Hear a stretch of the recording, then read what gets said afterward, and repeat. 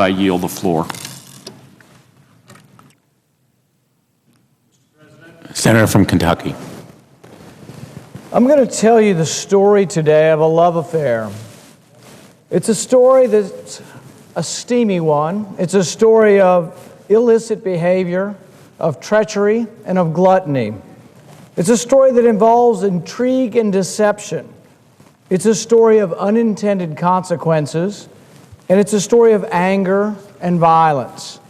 It is the story of American foreign aid. Joseph Sambai Mukendi never sleeps at home anymore. Mukendi's sleep is interrupted by dreams. He feels unsafe, even a continent away from his attackers. Mukendi was arrested at home one night. He was taken to an underground cell at Camp Kongolo, a military base in Kinshasa, Zaire. The secret police of Mobutu stripped him naked, stretched him out on the floor. Then he was beaten with a large stick with nails protruding from the end. Mobutu received billions of dollars in foreign aid from our country. Over his 30-year bloody dictatorship, he received billions of your dollars. As his people starved, his wife went to Europe, spent millions of dollars on spending sprees. Zaire has very little running water and sporadic electricity. It rotted under Mobutu's rule, and yet he received billions of American dollars. Mobutu stole the lion's share of this. He became one of the richest men in the world. Enough was stolen that his wealth was estimated to be in the billions. They called his wife Gucci Mobutu. Her shoe collection rivaled Imelda Marcos. She was capable of spending $1 million in one day in Europe. John Nguzu Karli-Bond was an ally of Mobutu who fell out of his favor. Mobutu accused him of trying to seduce the First Lady. Many believe that his only crime was that he was mentioned in the foreign press as a possible successor to Mobutu. Nguzu was subjected to physical and electric torture to the genitals, too horrific to even repeat. The administration of Jimmy Carter, who ostensibly were champions of human rights, nevertheless continued the steady flow of foreign aid. For foreign aid is a bipartisan project. There's a consensus in the United States and in the Senate. We must send it no matter what the behavior of the recipients. Not only did our leaders turn a blind eye to Mobutu's graft and human rights abuses, they bestowed upon him inexplicable personal friendship. Mobutu was known as a personal friend of the first President Bush and vacationed at his personal residence. When Mobutu traveled to Europe, he would stop by the central bank of Zaire. Early in his reign, he would come by with a Louis Vuitton bag and he would get about $50,000 in cash. Towards the end of his career, he was getting $500,000 in cash for these trips to Europe. One of his many foreign residences was in Switzerland. He apparently had the time and money to vacation there and even had his own brandy being made at your expense. It's sad to contemplate what despots and dictators have done and are doing to their people. It's sadder still to realize that they are being subsidized in this horrific behavior by your money, and it continues. We're having a debate now over foreign aid because they still want to send more. Many people think the answer is to send more. Maybe they'll behave better if they get more of your money. Apologists for foreign aid don't deny that foreign aid has often been stolen by corrupt leaders, and there's evidence that the humanitarian outcomes are scant and don't occur. Nevertheless, the advocates of foreign aid justify the continuing aid with the argument that we must often choose the lesser of two evils. As many have pointed out, the lesser of two evils is still evil.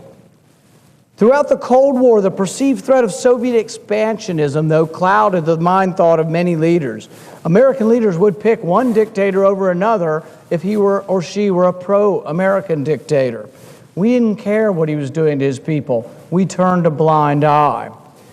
We gave money from dictators, from Saddam Hussein, who was once our ally, receiving billions of your dollars, to the Mujahideen, who were radical jihadists, but at the time we didn't mind if you were a radical jihadist, if you were our radical jihadist, because they were opposing the Soviet Union. But the Mujahideen actually eventually became the Taliban, who are now our enemies. We despise jihad now, and we fight against radical Islamic jihad, but at one time we subsidized jihad. In fact, there were several weapons left over from the time period when we were giving weapons to the Mujahideen. We subsidized Gaddafi before we fought Gaddafi.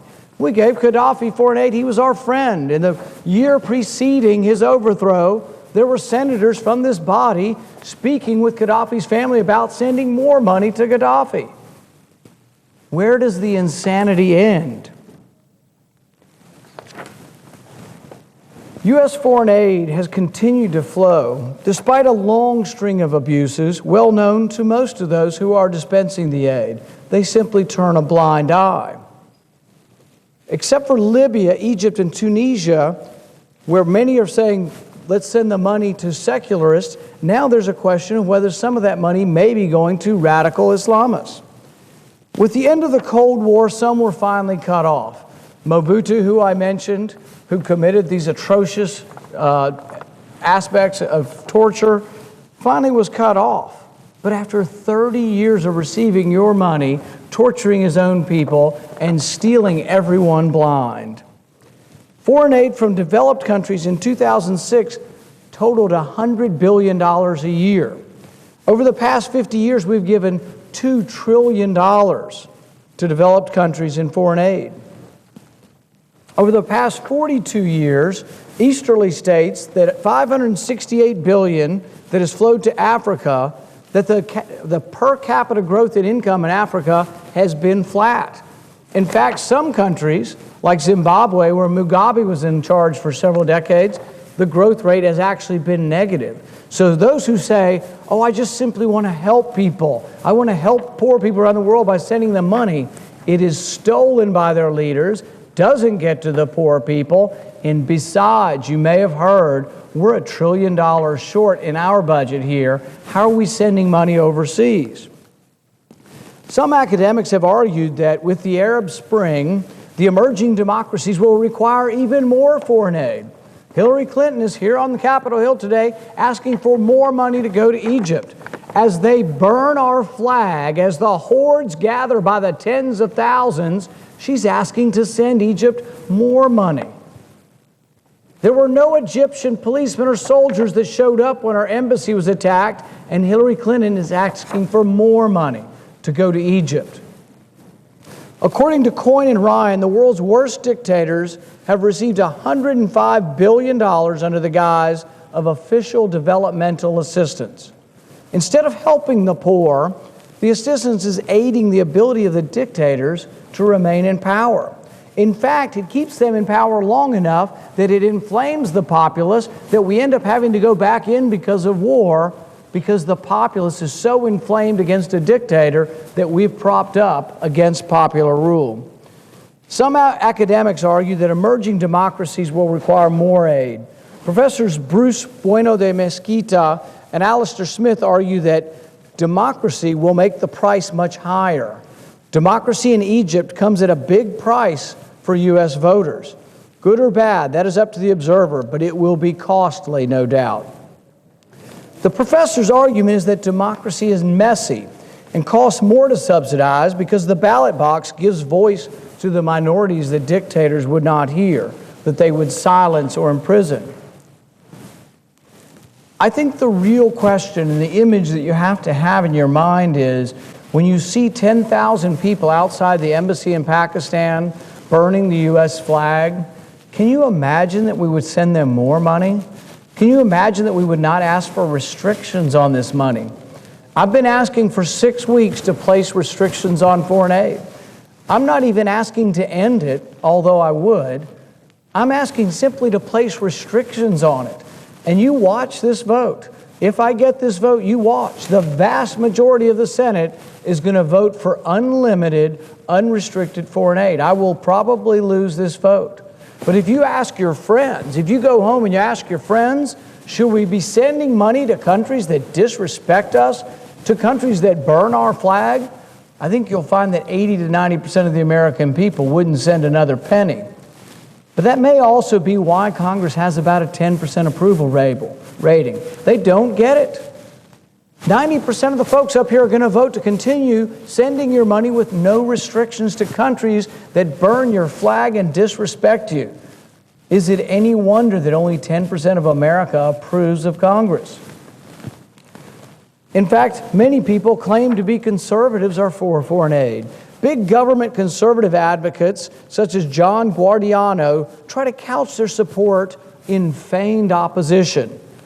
He says, now, I don't like foreign aid any more than the next conservative. Most foreign aid is probably economically wasteful and counterproductive, but the point of foreign aid is not economics, it's geopolitics. And that's what most of them will admit around here. It is intended to shape a recipient country's behavior and quite literally buy American influence. And to his mind, he says it does that. But if foreign aid is meant to shape the country's behavior, advocates have a lot of explaining to do.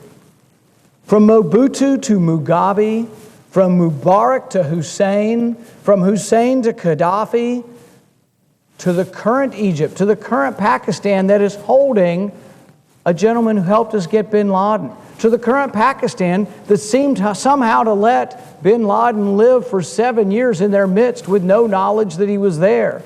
They have some explaining to do. And those who advocate foreign aid saying it's shaping the behavior of these countries, they have some explaining to do, because it doesn't appear as if these countries respect America. It doesn't appear as if they even like us. And it also doesn't appear that if they want to be our allies, that they're acting like it. That's all I'm asking, that if you want to be an ally of our country, act like it. And if you want to receive in cash an American check, you need to act like our ally at the very least. There's some question about whether the aid works when it's sent for poverty or humanitarian purposes.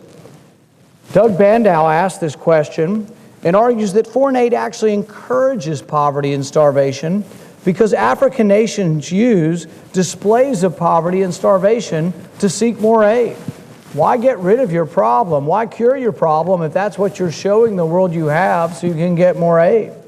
We don't seem to care about results because we continue to give it to some of these dictators for decades who produce no results, and we know we're stealing the money. Brodegram and Knack illustrate the existence of a moral hazard problem surrounding foreign aid. They contend that aid allocation may actually encourage impoverishing policy, because as the damaging policies create misery, the more likely the donors are to grant more aid. Herb Werlin maintains that American foreign aid is undermined by tariffs and subsidies, including a $3 billion a year subsidy lavished on 25,000 cotton farmers. Because of high subsidies, America is able to export corn at 2/3 of the cost of production, making it impossible for African farmers to compete. So our trade policy makes it harder for African countries to become self-sufficient. Peanuts are protected by a tariff up to 164%, thereby making Africa's peanut-producing nations, such as Uganda, even more dependent on aid. But it's not just rich people in poor countries getting foreign aid. We also continue to ship your dollars to rich countries. Michael Tennant reports, according to a report from the Congressional Research Service, in fiscal year 2010, the United States' top creditor nations received millions of dollars in aid. So the countries we're borrowing money from, we're sending them foreign aid. China, to whom we owe over $1 trillion, still gets $27 million in aid. Russia, who we owe $127 billion, still gets $71 million in aid. To add insult to injury, China gets economic development assistance from the United States taxpayer. It just amazes me. But you mark my words, you listen to the debate, and you watch the vote today, the vast majority don't want any change to foreign aid other than that they would increase it. If we're not getting the behavior we want, they would increase it. Hillary Clinton is on Capitol Hill today asking to increase aid to Egypt. Not to put restrictions on the aid, to increase it. We currently do have some restrictions on aid to Egypt. Hillary Clinton has waived those and said they're doing fine. When the marauders, when the horde came to the embassy in Egypt last week, there was a phone call made to our embassy saying the mob's coming, but no soldiers came. No one came to protect our embassy. In the civilized world, protecting a nation, the host nation, protecting the guest nation's embassy is of primary concern. It is something that every nation, every civilized nation is expected to do. In the case of Egypt, no one came. We were lucky that we escaped death in Egypt. We weren't so lucky in Libya. The report on China that found out that we were borrowing money and then giving foreign aid to countries that we borrow from was commissioned by Senator Tom Coburn, who's been watching out for your money.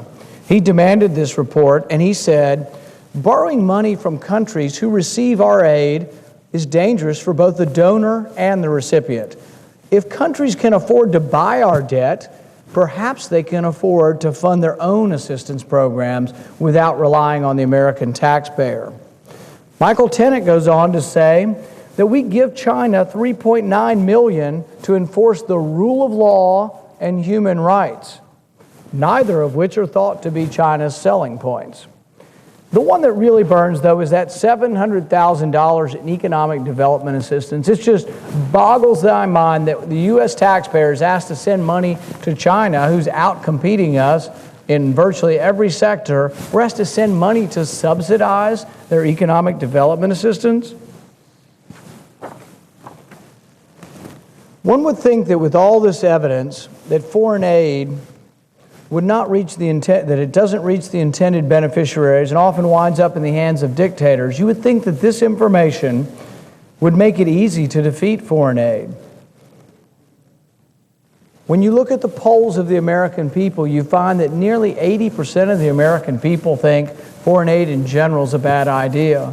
We have roads in our country that are crumbling and need repair. We have bridges that are crumbling. In my state alone, we had a bridge out 6 months last year. We have 2 bridges that are older than I am and need to be replaced in Kentucky. We don't have the money, but we somehow have billions of dollars to send to people who disrespect us and burn our flag. I don't understand how we can send our money to these countries who disdain us, who disrespect us. In Pakistan, they hold a doctor who helped us get bin Laden. We fought a 10-year war in Afghanistan to get bin Laden and his followers. We finally got him. No help to Pakistan or no help from Pakistan. He lived in Pakistan for many years. Pakistan's now mad that we got him. In fact, they riot over there and burn the American flag because we killed bin Laden. What do? Here's some more money. If we give you some more money, will you behave? If you give you some more money, will you let our supplies go across your northern frontier? But we don't ask them the real question, are you our friend? If you're our friend, act like it. If you're our ally, act like it. Anytime this question is broached over foreign aid, the vast majority of career politicians complain bitterly and quash any debate. I've been trying to have this vote for 6 weeks. I'm still hopeful that we'll get it, but they don't want to vote on this because they know that they're voting against the popular will. They're voting against the wishes of their constituents. There's not one senator from any one of the 50 states up here that when they vote against these limitations on foreign aid, that won't be voting against the will of their state. That won't be voting against the will of their people. You can go to Massachusetts or Maine or to conservative Texas and ask the taxpayers, ask the voters, are you in favor of sending money to these countries where tens of thousands of people are gathering and burning our flag? Are you in favor of sending hard-earned taxpayer money to countries that disrespect us? Are you in favor of sending money to these countries when we have so many problems at home that we can't handle? And you'll find in every state in the Union, you'll find a majority of the voters, sometimes a vast majority of the voters, think it's a mistake. So what's happening here is that the will of the people is not being transmitted to this body, because this body, when it votes on this issue, will vote in direct defiance to the will of the people. It's often said that it's difficult to determine whether a recipient is a friend or a foe. Libya is an example. One day, Libya came in from the cold. A longtime pariah among nations, rivaling Iran as a model for extreme thuggishness, Libya came in from the cold. Libya and her Colonel Gaddafi phoned the West and said they would change their ways. They would stop developing weapons of mass destruction and become good neighbors to all. This is before the recent Libyan revolution. This is the Gaddafi that we helped to overturn that was, by all accounts, a horrible dictator. But about 2 or 3 years ago, he came in from the cold and wanted to be a friend to America because he wanted our assistance. With an alacrity sped by naivete, the West welcomed Gaddafi back into the bosom of respected nations. Delegations of U.S. senators, ones who were still in this body, went to meet with Gaddafi, to meet with Gaddafi's family, to offer Gaddafi money. Prime Minister Tony Blair gushed with praise for his new friend, Colonel Gaddafi. President Bush concluded that Libya was no longer a sponsor of terror. 3 senators met with Gaddafi's son and according to leaked cables, offered him aid. Fast forward barely a year later into the Arab Spring, and these same senators who were offering Gaddafi aid were back in Libya offering the rebels aid. We should scratch our head and say, my goodness, maybe we should question the judgment of these people who tell you foreign aid should be given to everyone all the time, and if they misbehave, give them more. Because you have senators from this body going and offering aid to Gaddafi, and a year later offering it to the rebels to overthrow Gaddafi and saying Gaddafi is a terrible dictator. He always was. But he played a game, and we accepted the game because we're always willing to play the game with your money. Egypt. Egypt is a pile of contradictions. In the words of former CIA agent Robert Baer, if you want a serious interrogation, you send a prisoner to Jordan. If you want them tortured, you send them to Syria. But if you want them to disappear, to never see them again, you send them to Egypt. Now, this was the Egypt under Mubarak, who, when we felt someone needed to be tortured or disappeared and we didn't want there to be any repercussions coming back on us, that's where they sent them, to Egypt. Over the past 30 years, we bought this sort of regime there to do our bidding when we wished. It became very unpopular with the people. And so you wonder about the Arab Spring and you wonder, why are these people so unhappy? Well, they hated Mubarak because he was a dictator. He was an autocrat, and they didn't have freedom of speech. They didn't have freedom of association, and they were beaten with billy clubs if they tried to gather. Their political parties were outlawed.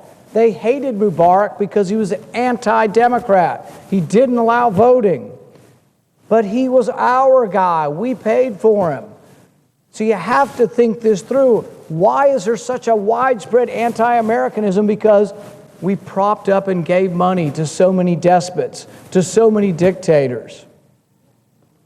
Over the past 30 years, the United States sent over $30 billion to Egypt to help finance a police state ruled by an emergency decree that lasted several decades.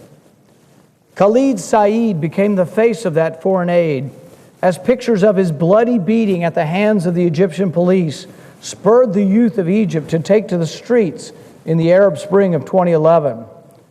On June 6, 2010, Said had been sitting on the second floor of a cyber cafe. 2 detectives from the Sidi Gabr police station entered the premises and arrested him.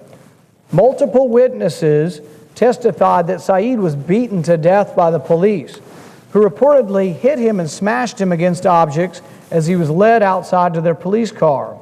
The owner of the internet cafe in which Said was arrested stated that he witnessed Said being beaten to death in the doorway of the building across the street. and after the detectives took him out of the cafe at the owner's request. Another young man, Wael Ghonim, a young Egyptian living in Dubai, found the photos of Saeed after he was beaten to death by police, and he started a Facebook page. It was called We Are All Khalid Saeed. It was moderated by Wael Ghonim. It brought attention to his death, and it became a phenomenon. It spread across the Middle East as people saw the death of this man beaten to death by the police. So we have to think, why are we seeing people burning the American flag? Why are we seeing such great unrest in 30 different countries? Because our foreign aid and our military aid has propped up dictators who become over decades despotic, autocratic, who torture their people, prevent freedom from occurring, and then there's a backlash. What we're seeing is the backlash of 30 years of foreign aid and propping up military dictatorships simply because they were predisposed to like us as opposed to someone else. We are all Khalid Saeed was the rallying cry that brought hundreds of thousands of people to the street in Egypt. Ghanim's Facebook, where he posted, "We are all Khalid Saeed," spawned a revolution. As hundreds of thousands of protesters filled Tahrir Square, the police beat them back. David Reif of the New Republic reports, U.S. military aid to Egypt, which averages $1.3 billion annually, allowed the Egyptian police and paramilitaries to bombard protesters with volley after volley of tear gas made by a company in Pennsylvania. Why are they angry? They know this. They know that their protests are beaten down by autocrats supported by the U.S. who are spraying tear gas on them made in the United States. We have to understand the dynamic if we're ever to try to improve the situation. The protests in Egypt escalated day after day. An unemployed man by the name of Salah Mahmoud, who had moved to Cairo in search of work to save enough money to own a home and marry, but instead had been living on small days' wages, set himself on fire in the middle of the street before being put out by bystanders.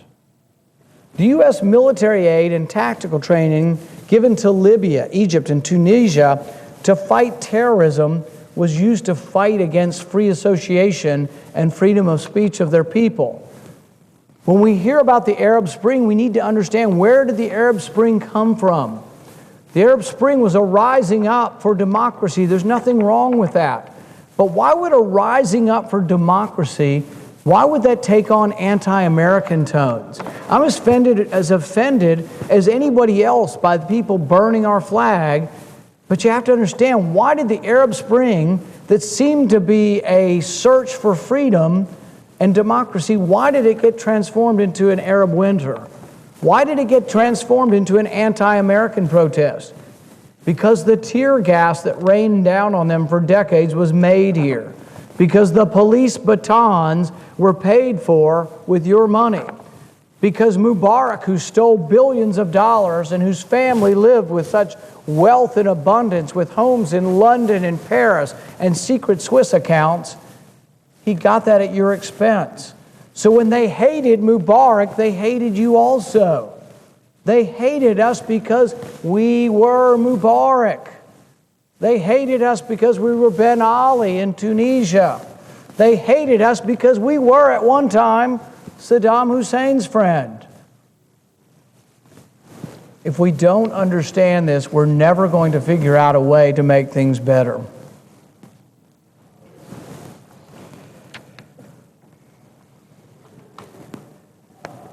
There are many and ample fiscal reasons to oppose foreign aid, but Thomas Edlum puts it succinctly when he writes, "Foreign aid has historically been used to suppress freedom and has reduced the moral influence of the example of the U.S. Constitution." See, it's hard for us to imagine, because we have such a great Constitution and such great freedom here. Why don't they appreciate that? Why don't they appreciate and look to the shining example that we set? And we do set a great example in our country for freedom and tolerance and association. Why can't the folks in the Middle East see that? Because they see the truncheon. They see the police baton. They see the jail cells. They see trial without jury from the autocrats that we have supported. You have to understand why this anti-Americanism comes. It has come because largely our foreign aid for decade upon decade has been given to despots throughout the Middle East. Those despots have run roughshod on their people, and their people are unhappy. It's not that they despise our Constitution. I think many of them would like to have the freedoms enshrined in our Constitution.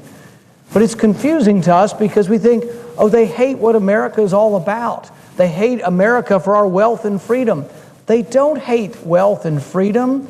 They really probably don't hate us in the abstract. But they hate us because when they see Mubarak, when they see the other end of a truncheon coming from the police of Mubarak, or the police of Saddam Hussein, or the chemical weaponry and the chemical gas that Hussein sprayed on his people, they see where it came from, and they see the money that came in to prop up these dictators. From 1980 to 1988, there was a war. We've largely forgotten about it. It was between Iran and Iraq. In that war, there were planes on both sides, American planes, because we'd sold planes to both sides. At the time, Iran was still flying many F-4s, a couple hundred F-4 Phantoms, and on the other side, we had advisors on the ground advising Hussein. Hussein was our ally, and we sent money to Hussein on a routine basis.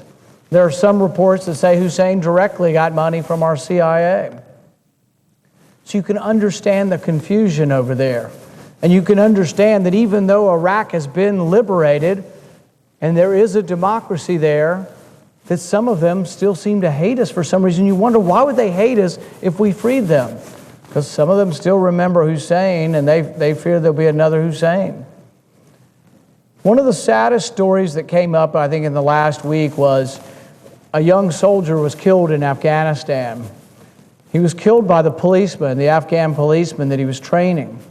We've had over 50 deaths in Afghanistan this year from friendly fire from our supposed allies. This one was particularly sad. This boy was to come home within a week or two. His brother was having a football game. He was supposed to make his brother's football game. This is a patriotic family. This is a military family. This boy proudly served, and he deserves nothing but our admiration. But he called his dad a week before, and he said to his dad, I think the guy that I'm training is going to kill me. The Afghan policeman had been coming up to him for weeks saying, we don't want you here. These are the people we're sending our money to, and that we're sending our boys to die, our young men and women to die over there. But we're supporting people who it isn't clear that they are our friends. It isn't clear that they want to be our allies. And it isn't clear that we can buy their friendship. The president of Afghanistan, Karzai, we basically helped get in power. He stays in power probably because of our presence there. And yet he's disdainful of us. They have said, oh, if there's a war with Pakistan, Karzai said he would side with Pakistan. When there was a shooting recently where an Afghan policeman shot several of our officers in a government building where they shouldn't have been armed or weren't armed, Karzai's response was to talk about the burning of the Quran as if there was justification for these deaths. When the riots erupted in Egypt recently, what were the first words out of President Morsi's mouth from Egypt? The first words out of his mouth was, how dare America produce this film? Well, America didn't produce this film, but those were the first words out of his mouth. Not that we should protect the embassy and that really there is no justification for attacking an embassy, regardless of any kind of discussion over this movie. But we have to figure out, how do we get and retain valid allies? We do have allies around the world we don't give any money to. But too often, through the years, we have decided to choose one dictator over another, to choose the lesser of two evils. Ultimately, often we've had to go back in to fight against our own weapons. Hussein was our ally. We ended up going back in to fight against him. The Mujahideen that became the Taliban, they were our ally too against Russia. We were, in fact, explicitly in favor of radical jihad when it was directed against the Soviet Union. Some of the weapons are left over. In fact, when you look at Taliban weapons captured now, many of them are American weapons because it's unclear whether or not we have a good handle on what we give to the Afghan police. We're not positive that they don't wind up in the hands of the Taliban. It's a very murky situation, but I don't think it's a situation that should continue. I think it's time to come home from Afghanistan. Now, people say, on the other side, they say, oh, you want to disengage. No, I want to have relationships with countries around the world. I want to have diplomatic relationships. I want to have trade. But I don't think having diplomatic relationships or engaging with other countries means you have to bribe them. I think there are some people who hate you enough that bribing them won't work, and often is counterproductive.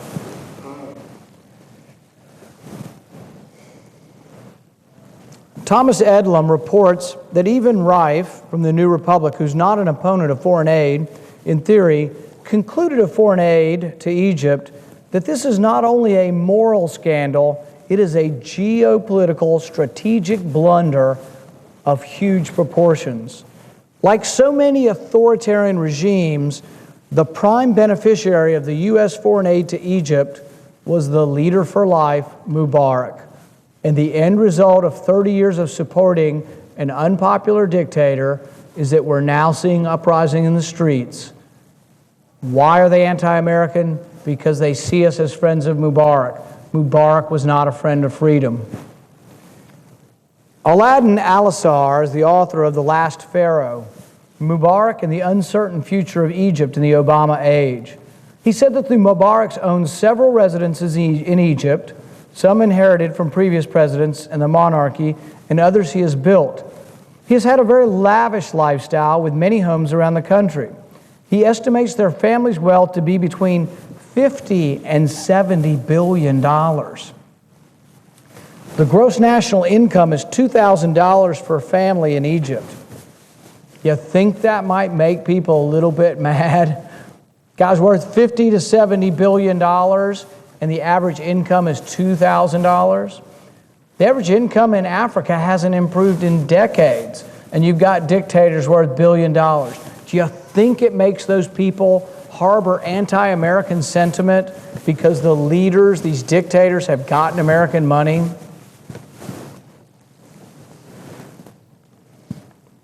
About 20% of the population in Egypt lives below the poverty line, according to a 2010 report. And it's not just Mubarak himself. It's his whole family that's been enriched. In 2001, they estimated his wealth at $10 billion just in American banks, Swiss, British banks, Bank of Scotland, Bank of England, Credit Suisse of Switzerland. You wonder what it's worth today, or if we've found it all. You also wonder how much of that money in those secret bank accounts is really just your money. Egypt's First Lady, Suzanne Mubarak's wealth, just by herself, is estimated at $5 billion. How much of that is your money? When you hear these numbers of billions of dollars that dictators have secreted away in Swiss bank accounts, listen to that and remember when you hear the plethora of senators who will come to the floor and say that not one penny of foreign aid should ever be cut, ever. Not one penny of aid, they argue, should have conditions placed on it. The amendment that I will offer today places conditions on foreign aid, but it places conditions that have to pass the Senate, not that can be rubber stamped by Hillary Clinton. Hillary Clinton thinks human rights are going fine in Egypt. She rubber stamped and said, give them $1 billion a couple of months ago. No human rights abuses in Egypt. She also approved an extra $1 billion for Pakistan a month ago. We can't rely on the purse strings to be transferred, particularly to this administration, but even to any administration, Republican or Democrat. The purse strings are to remain, were intended to remain, and the Constitution says are to remain in the legislature. This is a real problem. So my legislation makes it come back, and we have to vote on it here, that they are in compliance, that there are no human rights violations, that Egypt's not stealing the money, and that they're willing and able, that they can and will protect our embassy. I think at a very minimum, if you're going to cash our check, if you're going to have our foreign aid, which I'm not a big fan of, but if you're going to give it, at the very least, it should have strings attached that say you have to protect the American embassy. One of Mubarak's sons was Jamal Mubarak. He's the Assistant Secretary General of the ruling National Democratic Party in Egypt. His own wealth is estimated at $17 billion. Supposedly spread through several banking institutions in Switzerland, Germany, the U.S., and Britain. You wonder how much of the $17 billion is really your money. Ala Mubarak's a daughter. Her property has reached into the nearly $8 billion. She's got properties on Rodeo Drive in Los Angeles, real estate in Washington State, New York, owns 2 royal yachts with the value of £6 million. These are the yachts you can land a helicopter on. These are the yachts that have a swimming pool on. How much of that $8 billion, how much of the money that went to pay for these yachts for the Mubarak family is yours? See, now the thing is you should be mad. And I think Americans are mad. But it's this confusing situation. We should be mad about the foreign aid, and so are the populations that are burning the American flag are mad. Because, see, they didn't receive the foreign aid. The foreign aid went to Mubarak. So you should be mad that your senators send this money to dictators, and that the dictators live these lavish lifestyles and live in these mansions around the world, throughout Switzerland, London, Paris. Some of the largest private homes in the world are owned by dictators, paid for with your money. You should be angry. You should be frothing. You should be upset. And you should tell your senators, you should tell your congressmen, no more money to these dictators.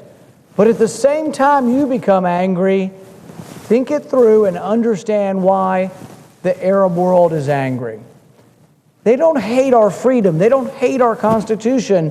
They are angry at their own dictators, but they are angry that we propped up their dictators for decades after decades. But it all has to do with foreign aid. I've been arguing primarily about Pakistan. But the thing is this is bigger than Pakistan. Pakistan's just the most egregious and one of the larger recipients of our aid. $3 billion worth a year, maybe more. And right now they're holding Dr. Shakil Afridi, who's a doctor who helped us get bin Laden. They tortured him for a year, and he's been in prison for the rest of his life. That's not the way an ally acts. I say no more money. I don't think that's too harsh. No more money to Pakistan until they release this doctor. I don't think that's too much to ask. But you'll find very few in this body.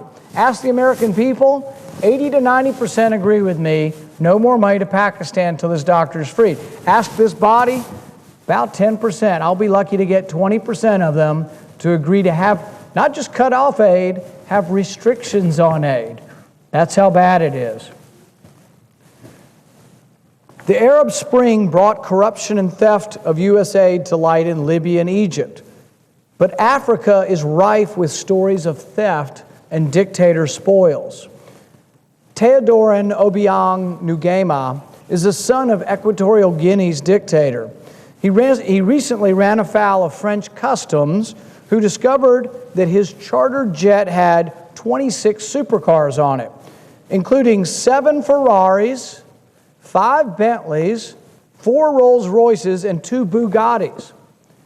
Is anybody besides me mad that we are sending foreign aid to African dictators whose sons are importing Rolls Royces, Bentleys, Ferraris, and Bugattis to Africa, to countries that have no electricity? I don't care if you're the biggest humanitarian in the world and you want to help people, it's not going to the people. The foreign aid is stolen by the leadership of these countries, and this isn't one example. This is example after example, decade after decade, and the learning curve around here is so slow that we will get 10, maybe 20 senators to place any restrictions on foreign aid. 70% of the people living in Africa live under the poverty threshold, $2 a day. $2 a day, and the son of a leader is importing Bugattis, Bentleys, Rolls-Royces, Ferraris on his own private chartered jet. It's got to be a pretty big jet to have 26 supercars on it. And the rest of Africa lives on $2 a day. It's your money stolen or given by your government to dictators in Africa. You have to get the connection. You need to be bad. There needs to be an American Spring. An American Spring where you tell your leaders you're sick and tired of your money going to fund dictators. An American Spring where we understand what happened in the Arab Spring. The Arab Spring is a direct consequence of us sending foreign aid and lavishing it on people who don't respect the freedom of their constituents, who don't allow constitutional freedoms. The Arab Spring's anger, as much as it is directed against America, is not against our Constitution. It isn't because they don't believe in freedom. It's because they're upset that we've been funding and subsidizing their dictators. The U.S. has given Guinea almost $300 million over the past 10 years, despite Guinea having one of the worst human rights records on the planet. Torture is said to be commonplace. The New York Times reported that last spring, any policeman can arrest any citizen at any time. Torture is a current thing, said Mr. Miko, a lawyer who is an opposition party, recalling his own beating in the presence of high officials.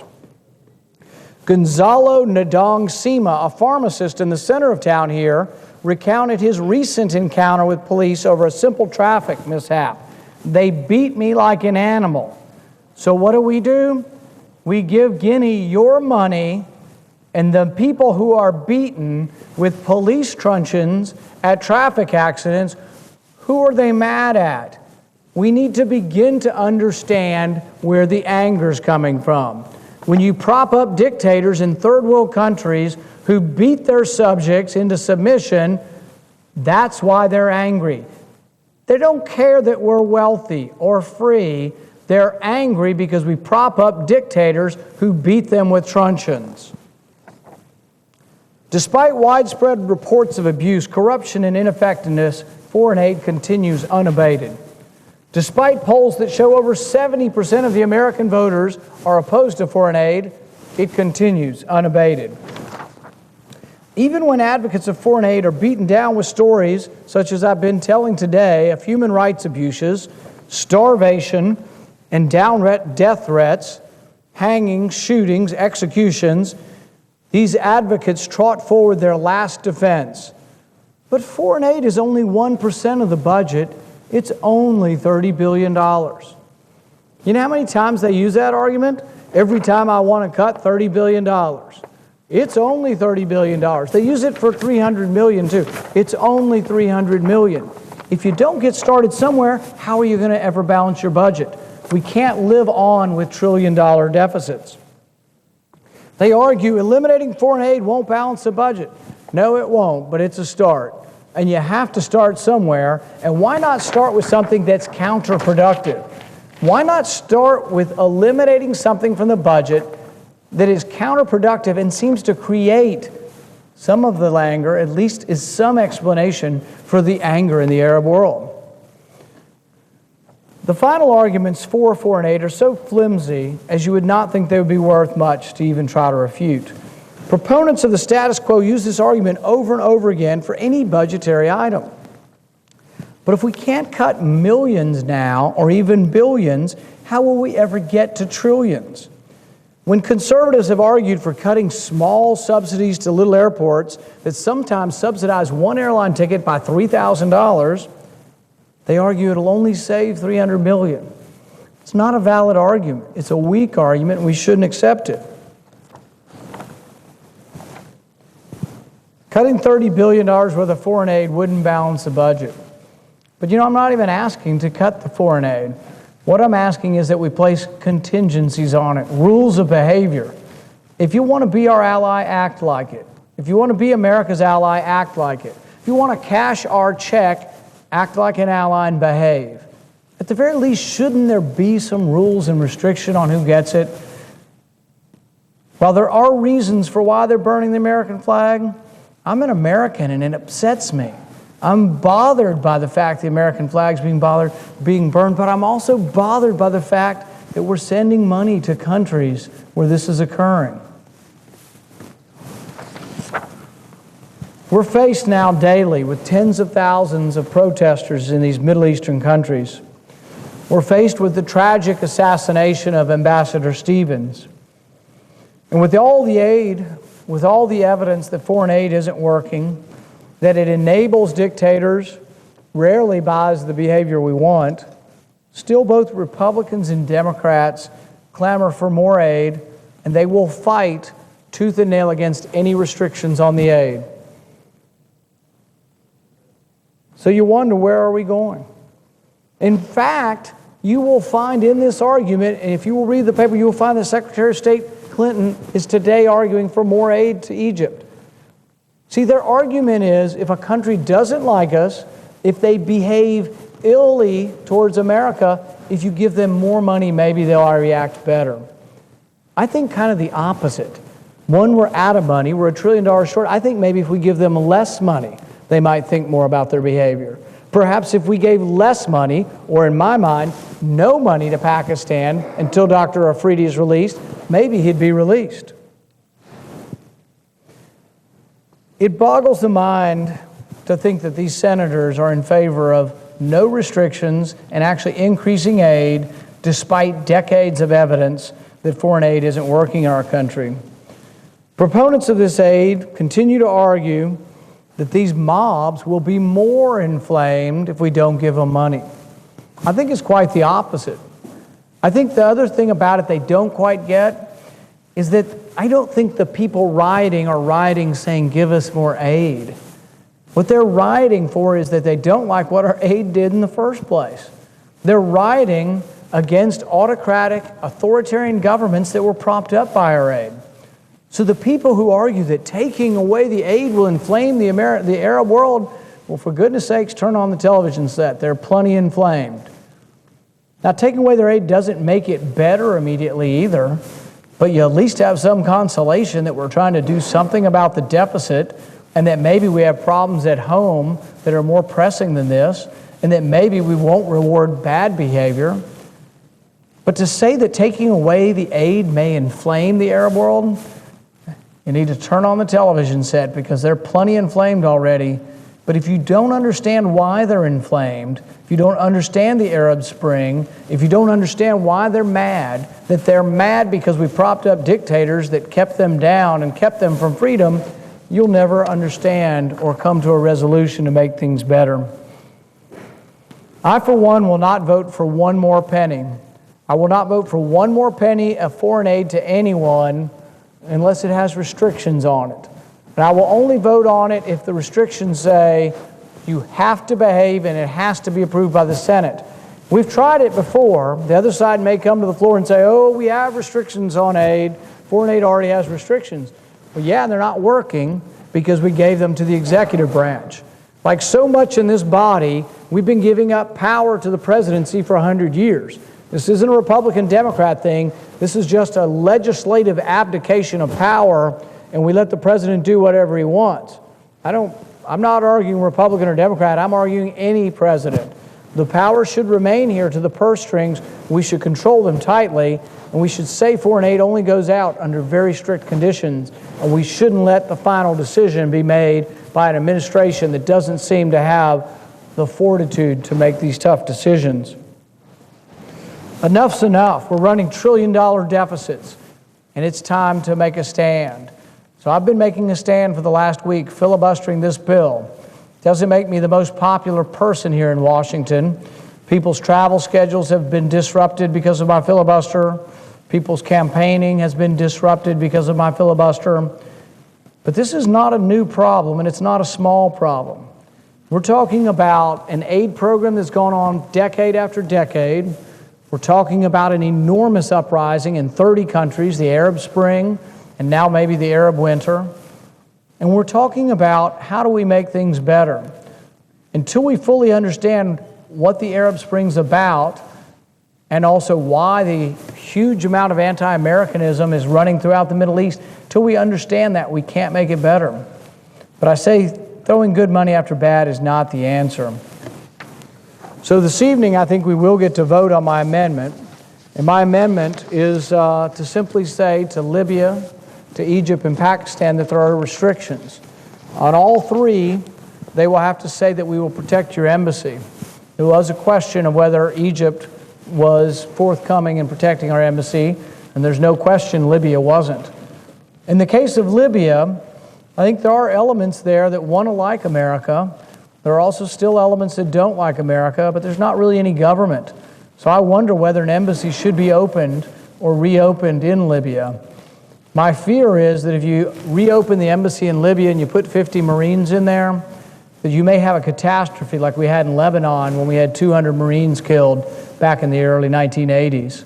I think without thousands of Marines, I don't think you could protect an embassy in a large city in Libya. It doesn't mean we don't have relations. So when I argue for not putting the embassy back in, it's because I think long and hard about the danger to another ambassador and to what happens and what their family will have to suffer if another ambassador is killed. I also think that we can have probably an embassy in a neighboring country, and that's what I would recommend until things stabilize. If Libya wants to have aid, they should keep cooperating with us with regard to finding the assassins. They should try to work to where they can become stable enough to have an embassy. But the bottom line with Libya that a lot of people forget, as I talk about foreign aid, so many people are like, oh, we can't cut off aid to Libya. They want to be pro-American. They have oil. All throughout the bombing, when President Obama was bombing Libya, he kept saying, oh, it'll all be free. They'll pay us for it later. It'll be a free war. Well, we've heard that one before. Iraq was going to be a free war also, that Iraq oil was going to pay for. Never ends up happening. But that's what they told us about Libya. With regard to Pakistan, I have one additional requirement.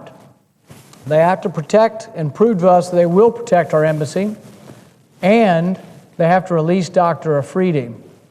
And I think this is very little ask.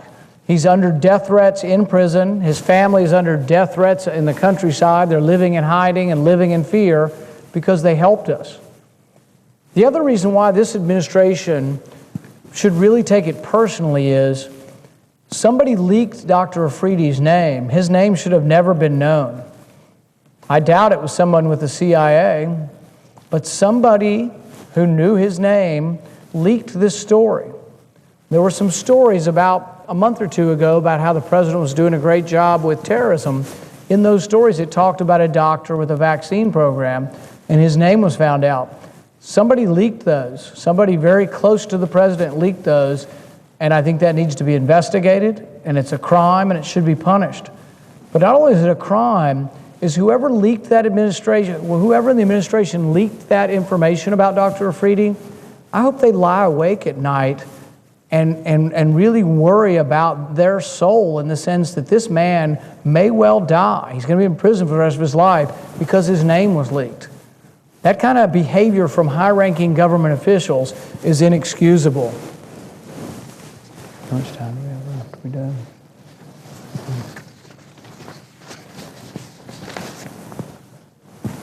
This evening we will have this vote. I will encourage the senators to vote for this resolution. It doesn't end aid. I would prefer we end it. This is a moderate step in the sense that it just attaches conditions to it. I think the American people expect this at the very least, and I encourage my fellow senators to vote for my resolution. Thank you, and I yield back the remainder of my